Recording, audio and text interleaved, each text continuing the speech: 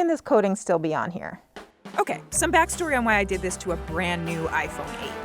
You may have heard of this thing called the coronavirus. The coronavirus outbreak. And that everyone wants to clean off everything with, well, just about anything to protect themselves. You may have also heard that you should never, ever, ever use liquid cleaning supplies on your smartphone. That's because your smartphone screen has a protective coating to repel both water and oil. You may have heard it marketed as the oleophobic coating. Basically, it minimizes fingerprints and smudges. You can see the difference here. The left side of this phone has the oleophobic coating. The right side doesn't. Then I placed a drop of olive oil on each side.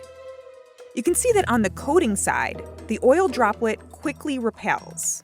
On the side with no coating, it sticks and has a harder time coming off the screen. The chemicals and abrasive materials in some cleaning products can destroy that coating. In fact, after many years of saying just use a microfiber cloth, Apple okayed the use of disinfecting wipes like Clorox and Lysol, and wipes with 70% isopropyl alcohol. But how many wipes does it take to take off this coating? And what does it look like when the coating's all gone? I scrubbed a lot, for science. Now we're talking. I wanted to preserve the oleophobic coating on one side of the screen, so I covered that side with paper and tape. Then I began scrubbing the other side with these Clorox disinfecting wipes. I did 365 wipes. Okay, well, I figured one scrub a day for a year. This feels very wasteful. And 1, 2, 365. I did not let it dry for the recommended 4 minutes because, well, I have a life. I really should have worn gloves. I'm super wrinkled, like I just took a bath in Clorox wipes. The results? The coating was totally fine. So I decided to keep wiping for another 2 years.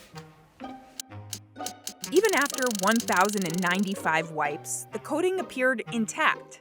The screen still felt smooth and repelled the oil and water. So I upped the challenge, using some explicitly banned cleaning supplies. This is on right. I was told that hydrochloric acid found in toilet bowl cleaner would destroy the coating. After 10 minutes of scrubbing with it, it seemed totally fine. A magic eraser, which has abrasives, still pretty fine. I'm doing a lot of squeaking. Though I only did it for about 2 minutes. Car buffer? Nah, but it was fun.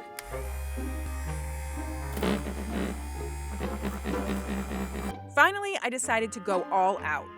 After 2 hours in a tub of toilet bowl sauce, the coating was finally starting to come off.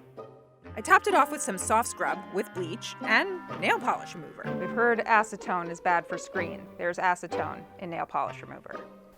Help me. Finally, as you can see, the oil on the right side of the screen, where the coating had been stripped, began to repel much slower than on the left. But you don't have to go to all these lengths to take off the coating. It turns out that after normal use, the oleophobic coating on any phone will just start to wear. By the way, the phone worked and turned on perfectly fine at the end of all of this. So after all of this, what do you do? If you're just looking to clean your phone cosmetically, get a microfiber cloth. But if you want to disinfect and kill all the germs, use a disinfecting wipe. Heck, use 365 of them.